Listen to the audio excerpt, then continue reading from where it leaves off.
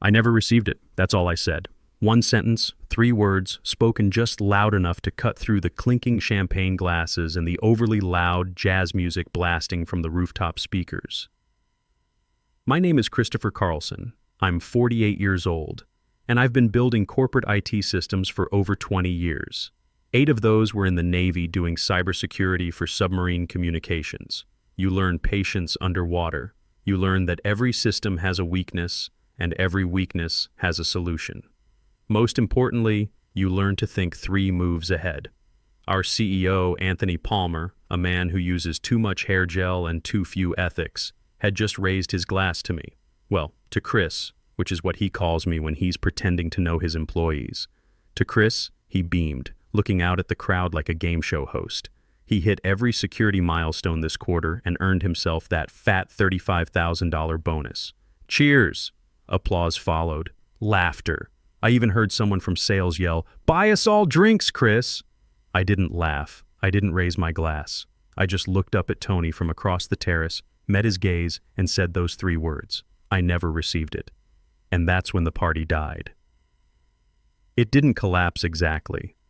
It bled out slowly in silence. The CFO, Kenneth Bradley, who always smells like old money and antacid, twitched hard enough to almost spill his drink. The HR director, Patricia Williams, started coughing into her napkin like she'd suddenly forgotten how to swallow shrimp cocktail. Tony, to his credit, didn't flinch. He just chuckled that fake laugh he uses when investors ask about overdue reports. Always modest. Well, it's in the system, Chris. Payroll must have processed it already. I blinked once. I checked this morning. Nothing deposited. Pat made a noise halfway between a laugh and a sneeze. "I'll have finance look into it first thing Monday," Tony said, his voice a little too bright. "But hey, enjoy tonight. You deserve to celebrate." "I'm sure I do," I said. "Just want to know what I'm celebrating." And with that, I set my glass down, still full, and walked off the rooftop. Left Tony standing there like a balloon with the air leaking out.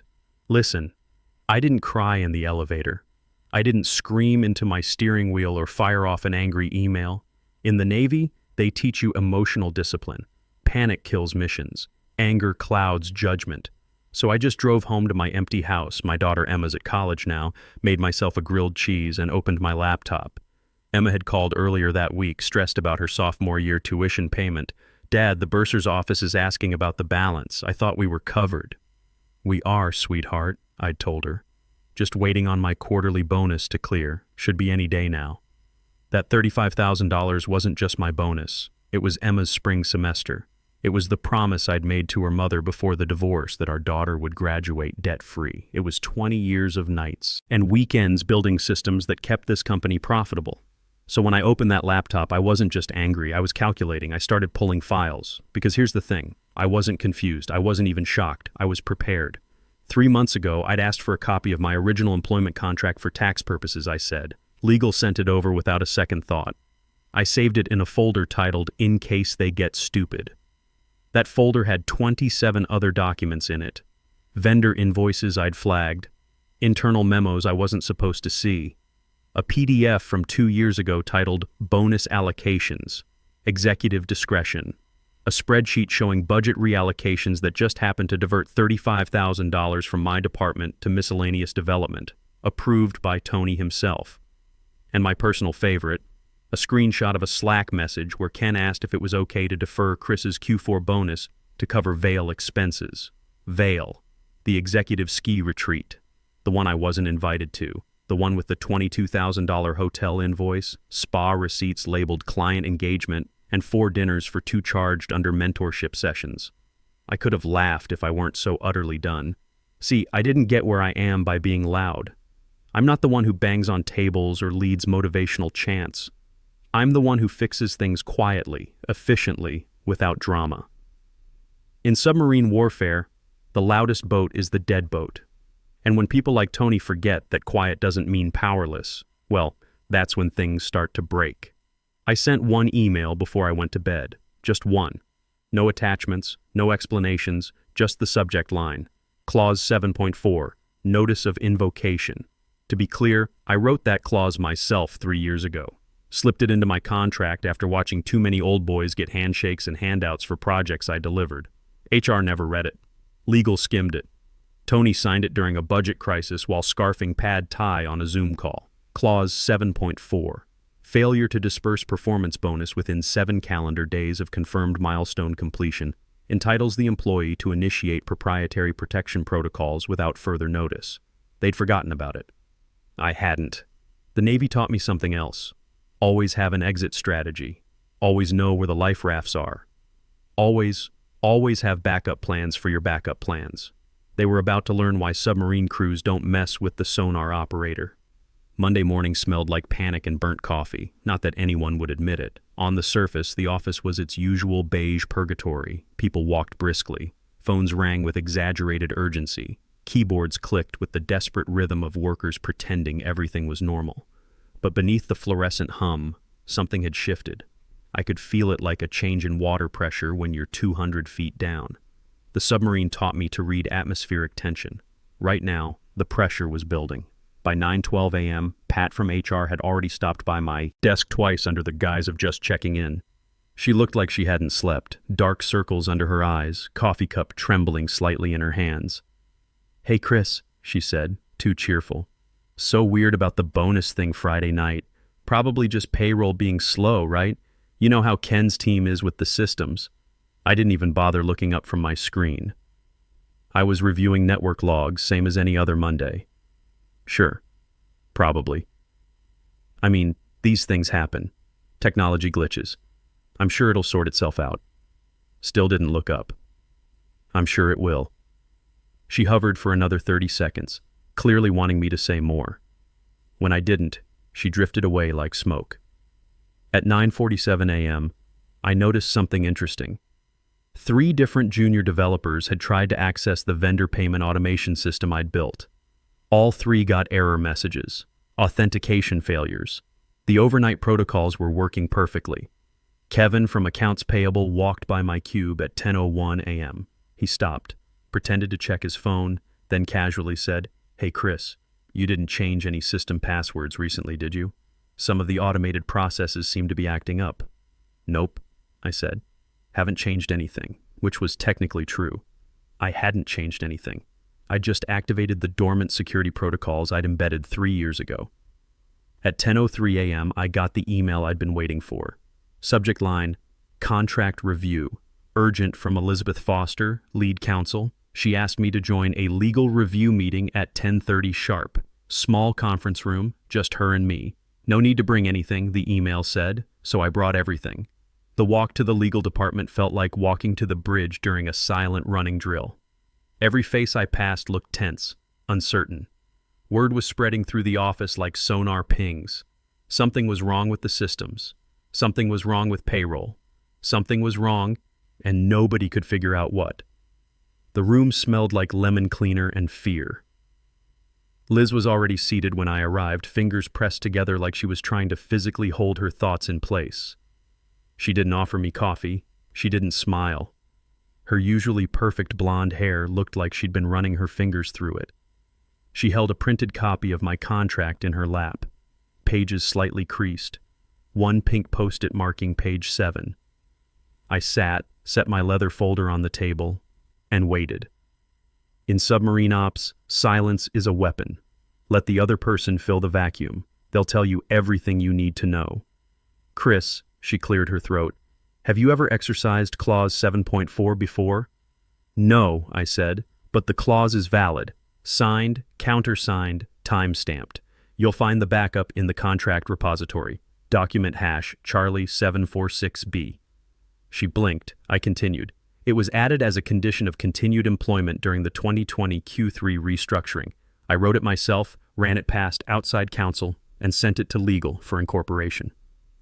Tony approved it over lunch on October 12th, said it sounded cool and assertive. Liz looked down again, flipping to the marked page. She read the clause aloud slowly, like each word was a depth charge she was trying to diffuse. Clause 7.4, failure to disperse performance bonus within 7 calendar days of confirmed milestone completion entitles the employee to initiate proprietary protection protocols without further notice. Her voice thinned as she got to the end. She looked up at me, pale. You're saying you invoked this yesterday? I am. And those protocols? She hesitated. They're not just symbolic, are they? They're layered, I said calmly. Encryption, access restrictions, decoupling of process integrations, auto-expiry triggers. Nothing irreversible yet. Her pen slipped slightly from her fingers. The documentation? I nodded toward my folder. Protected under individual authorship until the bonus is legally fulfilled. Page 10 of the clause addendum. You'll find it notarized. She stared at me for a long moment, no longer trying to hide the tremble in her jaw. In the Navy, we called this "oh shit" recognition. The moment someone realizes they're in deeper water than they thought. Tony said he mentioned the bonus at the party to be gracious. He assumed it had been paid. It hadn't. Have you spoken to finance? I spoke to my bank. I spoke to payroll. I reviewed every deposit since October. I even pulled the ACH batch logs for the period. My bonus isn't there. She stood and walked over to the conference phone, dialed an internal line. Get Tony in here now. We sat in silence for 3 minutes. I could hear the clock tick, the HVAC hum, Liz's breathing pickup speed like a runner about to collapse. Through the glass conference room door, I watched the office buzz with nervous energy. People clustering by the coffee machine, whispering. Someone from IT walking purposefully toward the server room. Kevin from accounts payable on his phone gesturing frantically. The systems they relied on were choking, not crashing, that would be obvious. Just struggling, like a submarine running on minimum power. Every process taking twice as long. Every automation requiring manual intervention. Tony burst in like he was crashing a game show. What's the emergency? He said, out of breath and still carrying a protein shake. His tie was slightly askew, and I noticed a small coffee stain on his shirt cuff. Liz stood and handed him the contract. No pleasantries, no preamble. You signed this. You activated this. He flipped pages with that same performative gusto he uses at shareholder meetings. Then he stopped. Read the clause. Blinked. Wait, this is real? Very, I said. I thought it was like a flex, a negotiation line. It's a clause, I said, and it's been triggered. The room suddenly felt smaller. Tony looked like a man who'd just realized he was locked in a flooding compartment, and the water was rising fast. Tony looked up, jaw clenched. So what? You're locking down our systems. Over a bonus? Liz cut him off before I could. No, he's legally authorized to initiate protective actions on proprietary frameworks he authored. That includes quite a lot, Tony. Including operations protocols, I added quietly. His face drained. You're telling me, he said slowly, he could lose access to the systems he built? No, I replied. You've already lost them. Access was time-limited. The protocols kicked in at midnight. Tony looked like someone had pulled the floor out from under him. Liz just stared down at the table like it might offer her a way out. I'll fix it, Tony muttered. I'll call payroll. We'll push it through right now. That would constitute retroactive coercion, I said evenly. Clause 7.4 defines any bonus payment post-invocation as bribery to reverse a protective protocol. That language is very specific. He turned to Liz. This can't hold up. She didn't answer because she knew it would. Tony spent the rest of that meeting doing what overconfident men do best, bluffing with the desperation of someone realizing the chips weren't in his stack. First came denial dressed up as concern. Then came delay wrapped in false charm and administrative jargon. I've seen it before. Hell, I'd lived it for the better part of a decade at that company, but this time, I wasn't the quiet fixer behind the curtain. I was the one holding the sonar, and Tony had just pinged active in hostile waters. It's got to be a payroll glitch, he said, pacing now as if motion might summon credibility. I'll get Ken on it. He's probably already flagged it. Would you like me to forward the screenshots? I asked calmly. No bite. Just offering facts like a waitress offering coffee refills. Tony blinked. Screenshots? I opened my folder and slid a single printed sheet across the table. Transaction history from my bank, highlighted and annotated. Underneath it, stapled neatly, was an internal log from our own accounting software. Payment batch IDs, disbursement dates, amounts, and approval chains. Checked and verified, I said. All bonuses for Q4 performance were issued as of the 15th per schedule. Mine wasn't. Liz leaned in to examine the paperwork. Her mouth a tight line. Tony didn't look. He just turned toward the door like maybe there was an escape route hiding behind the coat rack. "I mean, this doesn't make sense," he muttered. "You're telling me the system skipped you?" "No," I said. "I'm telling you someone did." Silence. Then I slid out the second document. The real torpedo. "Here's where it gets interesting," I said. 3 identical authorizations. 3 redirected payments. Same coded memo tag. Project realignment. One of them was mine. Tony's protein shake slipped slightly in his hand. I continued. The other 2? Executives who hadn't even met their deliverables. Ghost bonuses. And then there's this. I placed the 3rd sheet down. A payout to a consultant named Jay Spencer. No employee ID. No tax documentation. No performance log. Just a wire transfer to an out-of-state account. Liz picked up the paper. How much? $28,000. Authorized by Ken Bradley. Memo line. Retention bonus. Confidential. Who's Jay Spencer? That's the beautiful part, I said. I checked our contractor directory. No Spencer. I checked payroll. Nothing. Then I checked our new hire and separation logs. I let that hang in the air for a moment. Sometimes the pause before the depth charge explodes is more terrifying than the explosion itself. They used a template for onboarding ghost employees, one we use for building dummy access credentials for product testing. Someone copy-pasted that template and created an entire personnel record, enough to justify contractor disbursement. Tony had gone completely still. Even his breathing seemed controlled, like he was trying not to make any sudden movements. The signature on the authorization, I continued, was Ken Bradley, but the request originated from an executive assistant account. Care to guess whose? Liz looked up sharply. Whose? Tony's. The room went dead quiet. Through the glass door, I could see the office in full damage control mode. Kevin from accounting was practically running between cubicles. Someone from IT was on the phone, gesturing frantically. The morning coffee crowd had turned into nervous clusters of whispered conversations. Tony finally found his voice. "You're saying I authorized a fake employee? I'm saying someone using your administrative access did, along with budget reallocations that just happened to divert my bonus to cover Vail expenses."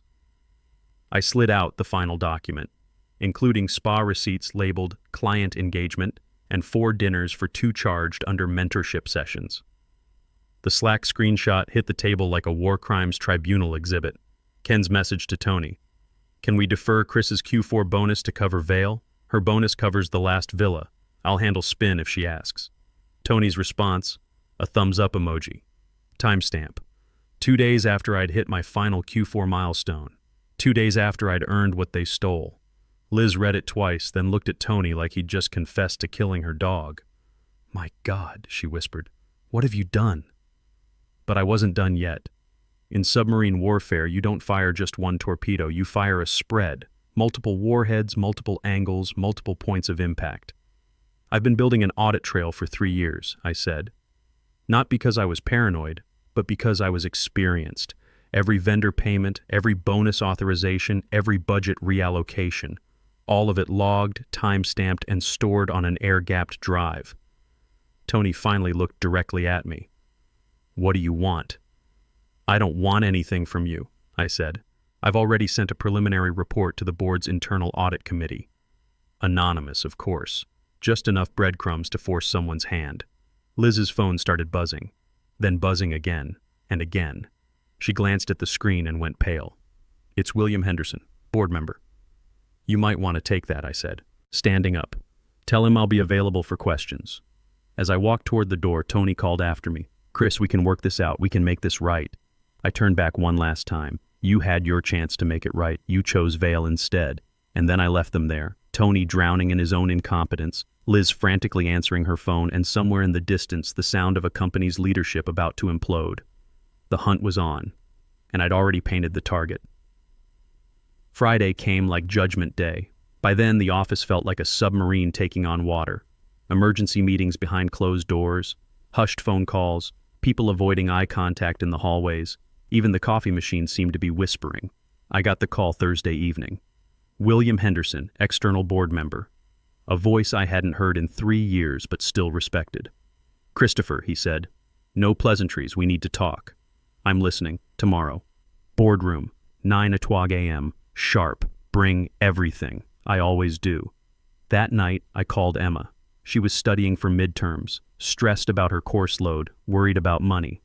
Again. Dad, I hate asking, but the bursar's office called again about spring semester. They need confirmation on the payment plan. Don't worry about it, sweetheart. It's handled. You keep saying that, but trust me, Em, your tuition's covered. Focus on your exams. After I hung up, I looked at the folder on my kitchen table. 27 documents, 3 years of evidence, 8 months of planning for this exact moment. In the Navy, we had a saying, slow is smooth, smooth is fast. No rushed movements, no wasted energy. Just methodical execution of a carefully planned operation. The boardroom at 9 o'clock a.m. was a mausoleum dressed in mahogany, 12 chairs filled, 2 empty. One reserved for Tony's credibility, which had died somewhere around Wednesday. The other for Ken Bradley, who'd called in sick, probably from his lawyer's office. I sat at the far end, not at the table, but close enough to see the whites of their eyes. I didn't dress for war, I dressed for court. Black suit, white shirt, navy tie, documents in one hand, the calm weight of months of preparation in the other. Next to me sat Daniel Brooks, external compliance auditor, quiet as a whisper, sharp as a sonar ping. He was here to observe and, if needed, verify. Liz stood at the head of the table, flanked by 2 of her senior associates and the kind of leather-bound binder that only shows up when things have gone nuclear. She looked like she'd aged 5 years in 5 days. Tony wasn't here. Smart move. Ken looked like he'd been found floating face down in a swimming pool of his own bad decisions. William Henderson called the meeting to order. Clause 7.4 was drafted into Mr. Carlson's employment contract in 2020, authorized by CEO Palmer, and legally binding per corporate policy at the time. Liz opened the binder and read it aloud. Then she looked up. The breach is confirmed. The protocols have executed. Mr. Brooks? Daniel nodded once. Those protocols are lawful, trackable, and technically sound.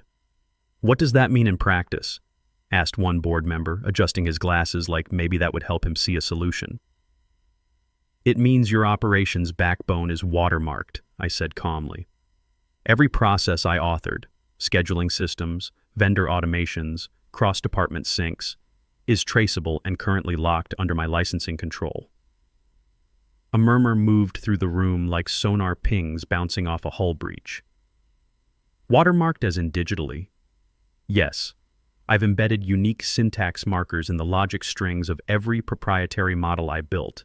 If duplicated or migrated, they trip a compliance flag and invalidate the process integrity. It's in the logs, documented, time-stamped. And no one noticed? Another board member asked. No one looked, I said. And as long as I was paid, it didn't matter. A longer silence followed, the kind that hangs in the air like smoke after an explosion. Then Liz closed the binder. In light of the confirmed breach and the documented evidence of fund misappropriation, legal formally recommends the immediate termination of CEO Anthony Palmer and CFO Kenneth Bradley. She slid a summary across the table. Their direct involvement in the reallocation of Mr. Carlson's bonus, the creation of fraudulent contractor payments, and the use of company funds for personal expenses has been substantiated via internal records and corroborated by external audit. Nobody objected. Ken hadn't even shown up to defend himself. Tony's lawyer had submitted a resignation letter that morning. What's our exposure? A board member asked. Liz turned to me. I met her gaze, then addressed the table. Minimal if you move decisively. I haven't filed the SEC complaint. I haven't activated external claim procedures. But the longer you delay formal resolution, the more complicated this gets. What would formal resolution entail? I stood without theatrics, walked to the head of the table, folder in hand. This is not a negotiation, I began. This is asset recovery. I didn't raise my voice. I didn't pace. I spoke like someone who'd been underwater for 20 years and finally surfaced with all the oxygen. You owe me $35,000. That's the easy part. I opened my folder and laid the first document flat. You also owe me compensation for breach of contract. Penalties incurred per Clause 7.4, outlined in Subarticle 7.4.1, which you never amended. I laid down the second document. And licensing fees. I own these processes legally. Until the breach is resolved, you do not have the right to continue using them without license. I handed William the typed list. Restitution. Full bonus plus accrued interest. Clause 7.4 penalties. Tripled per contractual timeline. Licensing fees. Retroactive to the date of breach. Public correction of internal records. And immediate implementation of vendor audit protocols to prevent future fraud. Are you staying with the company? William asked. I met his eyes. I'm not staying. I don't want a promotion. I don't want a corner office or a restructured reporting line. I built this company's backbone while Tony played golf and Ken played God. You enabled it, and now you're reaping it. I gathered my folder. You'll get what you're owed, documentation, transition notes, all operational protocols, once terms are met and confirmed by counsel. Until then, your systems remain protected under individual licensing. A silence stretched so long it bordered on surreal. Then William finally said, "You could have destroyed us completely." "No," I said. "Tony and Ken already did. I'm just not letting you profit from the wreckage." 3 weeks later, Emma called. "Dad, you won't believe this. My student account just got a massive payment. Like all 4 years covered massive." "That's great, sweetheart," I said, looking out at my backyard where I'd been spending more time lately. "Guess your old man finally cashed in some chips. What happened with work? You sound different. Good different. Just took care of some old business, Em." Sometimes patience pays off. Tony's LinkedIn now shows seeking new opportunities. Ken Bradley is selling insurance in Phoenix. And me? I had 6 job offers from competitors who'd heard about the audit. Sometimes the quiet ones win. Sometimes methodical beats flashy.